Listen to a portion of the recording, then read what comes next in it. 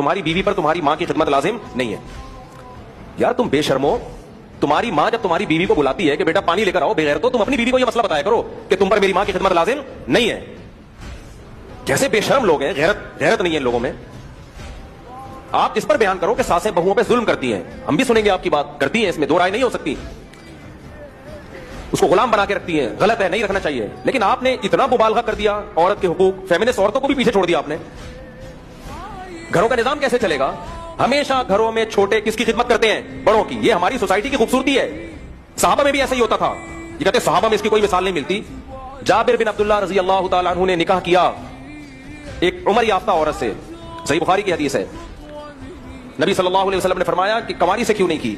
हज़रत जाबिर ने क्या फरमाया? मेरी छोटी छोटी बहनें हैं, मैं अगर किसी कम उम्र लड़की से शादी करूंगा तो मेरी बहनों को संभालेगी कैसे? वो मेरी मां नहीं है, मेरी बहनों को कौन, वो तो खुद उसको मुझे संभालना पड़ेगा। तो मैंने जरा मिचोर खातून से शादी की है।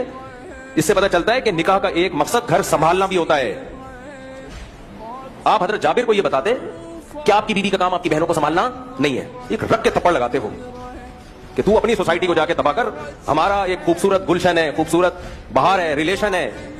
मर्द के दिल में जगह ही वो औरत बनाती है जो औरत उसके मां बाप की खिदमत करती है। मर्द कहता है मेरी खिदमत मत, अगर मर्द का बच्चा होगा, गैरतमंद होगा, मुझे इग्नोर कर दे, मेरी मां का ख्याल कर।